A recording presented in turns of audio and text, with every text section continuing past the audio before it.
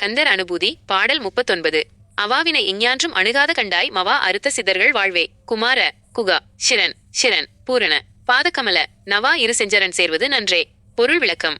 இந்த பாடல் முருகப்பெருமானை சரணடைவதன் முக்கியத்துவத்தையும் ஆசைகளை துறப்பதன் அவசியத்தையும் வலியுறுத்துகிறது. மவா அறுத்த சித்தர்கள் வாழ்வே. ஆசைகளை வேரோடு அழித்த சித்தர்களுக்கு வாழ்வாக, அதாவது அடைக்கலமாக இருப்பவனே. ஆசைகளை துறந்தவர்களுக்கு முருகனே புகலிடம் என்பதை இது தெளிவுபடுத்துகிறது. குமார குகா சரண் சரண் குமரனே குகனே உனக்கே அடைக்கலம் உனக்கே அடைக்கலம். முருகனை முழு மனதுடன் சரணடைவதை இது குறிக்கிறது. பூரண பாதகமல முழுமுதற் பொருளே உனது தாமரை போன்ற பாதங்களில். முருகனின் பூரணத்துவத்தையும் அவரது திருவடிகளின் மேன்மையையும் இது குறிக்கிறது. நவா இரு செஞ்சரன் சேர்வது நன்றே. புதியதாய் எப்பொழுதும் புதுமையாக தோன்றும் உனது அழகிய திருவடிகளை சேர்வது மிகவும் நல்லது. முருகனின் திருவடிகளை சரணடைவதன் மூலம் அடையக்கூடிய நன்மையை இது வலியுறுத்துகிறது. அவாவினை எஞ்ஞான்றும் அணுகாத கண்டாய். அவ்வாறு உனது திருவடிகளை சேர்ந்தால் ஆசைகள் ஒருபோதும் நம்மை அண்டாது என்பதை நீ உணர்வாய். முருகனின் திருவடிகளை சரணடைவதால் ஆசைகள் ஒழியும் என்ற உண்மையை இது வெளிப்படுத்துகிறது.